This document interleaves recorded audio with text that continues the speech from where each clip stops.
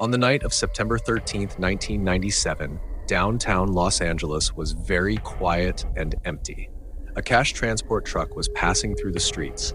These trucks collect money from businesses and banks and transport it to their central facility where a massive vault is located. At this facility, there was an employee named Alan Pace, who was in charge of all the security technology of the storage unit. Alan Pace was just an ordinary worker there. He did his job well and was friendly with everyone. But what the other employees didn't know was that a genius thief was right among them. Ever since Alan got hired at this center, he had been planning to rob the vault. So, he worked there patiently, gathering information and making a meticulous plan. After a few years, he realized he needed help. So, he reached out to 5 of his childhood friends and told them about his idea, asking them to assist him in the heist. Alan had gathered detailed information about everyone in the facility. He knew exactly when each employee arrived, what they did, and when they left. The advantage of his job was that since he was responsible for security systems, he could take pictures of everything without raising any suspicion. Using those photos, he briefed his friends on all the details. Alan had a sharp eye for details. He had mapped out all the security cameras in the facility. He knew where each camera was positioned, which areas they covered, and where their blind spots were. The center was equipped with the most advanced 360-degree rotating security cameras of 1997, but Alan had every detail about them. For 5 months, Alan and his friends held secret nightly meetings to go over the plan. He trained them thoroughly, even teaching them the layout of the entire building, where the doors, cameras, and guards were located. He was an extremely patient man and always told his friends, "If we rush, we'll get caught." Everything was going smoothly until September 12th arrived. That day, Alan received shocking news. He was fired. The reason, he had jokingly removed the headlight of his friend's car, but his friend tattled on him to the company, claiming that Alan had stolen it. The company immediately fired him and told him not to come back the next morning. Alan was furious. His whole plan was falling apart. He quickly gathered his friends for an emergency meeting and told them, "I've been fired. If we want to do this, we have to do it tomorrow. Otherwise, our information will become outdated and we might lose our chance." Alan knew this was the perfect opportunity because Friday, September 13, was the day when the vault held the most money. Since it was the end of the week, large amounts of cash were stored inside. That night, Alan and his friends went to a club to pass the time. At 11 p.m., they left the club, got into their rented van, put on their heist outfits, masked up, armed themselves, and drove toward the facility. As they approached, one of his friends said, "Alan, there are cameras here." But Alan confidently replied, "It doesn't matter. The guy monitoring them is careless. He won't even notice us." Alan had a key to the back door, so they entered easily. Even though he was confident, he still avoided detection by moving through the camera blind spots. His friends copied his every move. At 12:30 a.m., Alan knew that the guards always took a break at this time and went to the cafeteria for coffee. So he and his friends waited inside the cafeteria. When the guards entered, they quickly overpowered them, tied them up, and gagged them with tape. Alan also knew that only one person had the key to the vault room. They took the key from him and entered the vault area.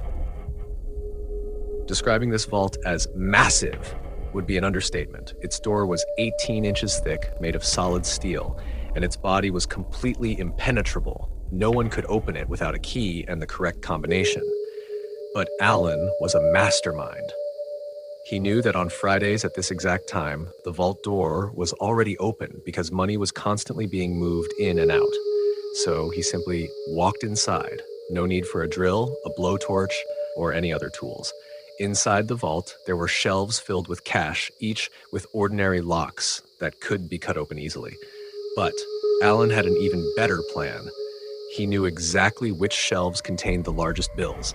He ignored the shelves with $1, $5, and $10 bills and went straight for the ones that contained $20, $50, and $100 bills.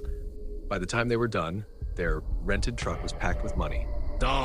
$18.9 million. Adjusted for today's value, that would be $30 million. But for Alan, it wasn't just about the money.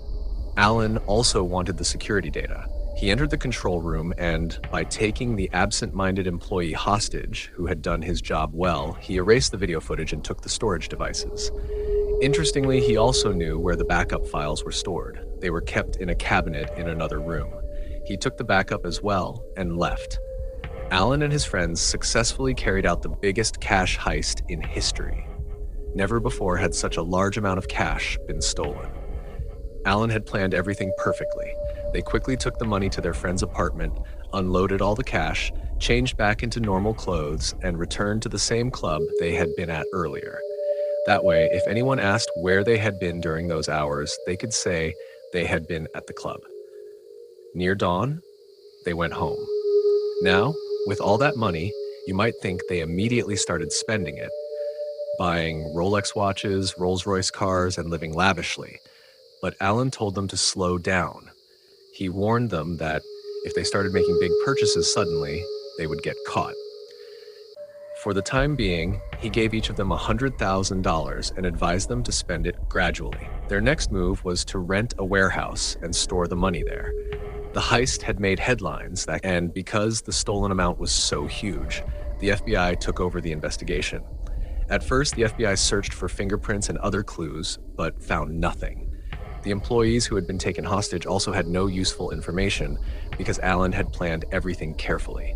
The robbers wore masks, altered their voices, and never called each other by name. They had also taken all the surveillance footage. The FBI hit a dead end. However, they started asking how the robbers had known exactly where the backup footage was stored. That suggested an inside job, someone who had worked there. They investigated all employees and even asked them who they thought be behind the robbery.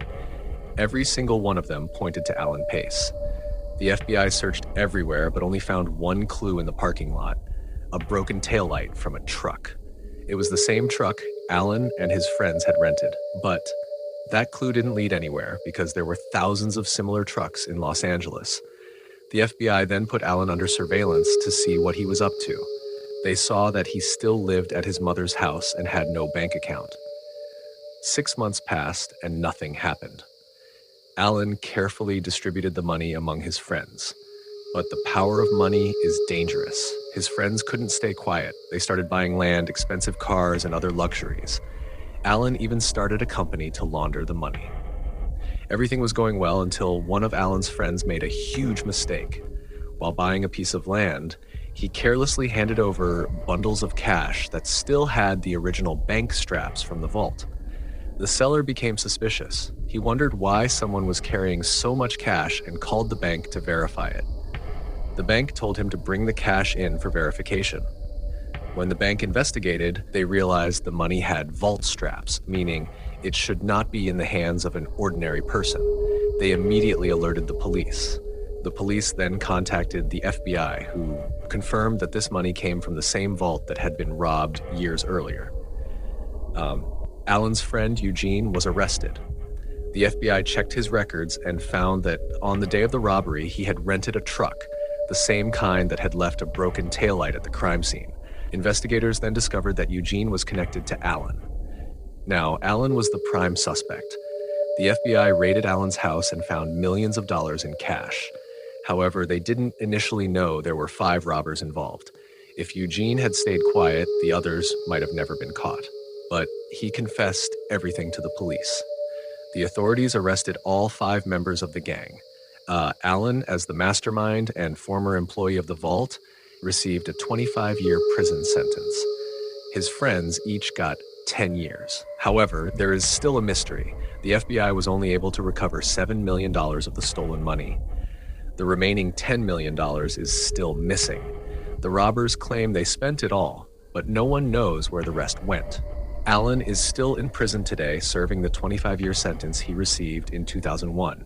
He has about 5 years left. His friends, however, have been released. But even after their release, they remain under heavy surveillance because the FBI is still looking for the missing $10 million. If you enjoy videos like this, make sure to subscribe to the channel. Have a great day.